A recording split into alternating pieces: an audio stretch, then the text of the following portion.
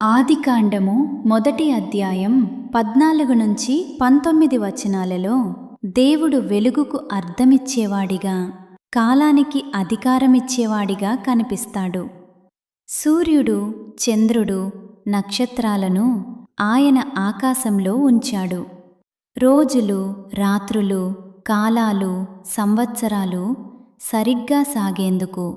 అంటే కాలం కూడా దేవుని మాటకే లోబడి ఉంటుంది.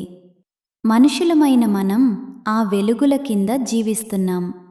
అవి మన చేతుల్లో ఉండడానికి కాదు, దేవుడు ఏర్పాటు చేసిన క్రమం కోసం. కాబట్టి మన ఇష్టం ప్రకారం పరుగులు పెట్టకుండా దేవుడు నిర్ణయించిన సమయాల్లో నడవటం మనకు అవసరం. సూర్యుడు, చంద్రుడు తమకు ఇచ్చిన బాధ్యతను నిశ్శబ్దంగా నెరవేర్చుతున్నారు.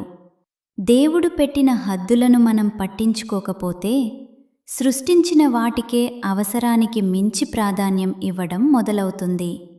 కానీ దేవుడు నిలబెట్టినందువల్లే రోజులు, కాలాలు కొనసాగుతున్నాయి. మన జీవితం దేవుని మాట ప్రకారం నడవాలి, మన ఇష్టాల ప్రకారం కాదు. ఒక సత్యం మాత్రం స్పష్టం: దేవుడు ఉద్దేశం పెట్టకుండా ఏదీ ఈ సృష్టిలో పనిచేయదు.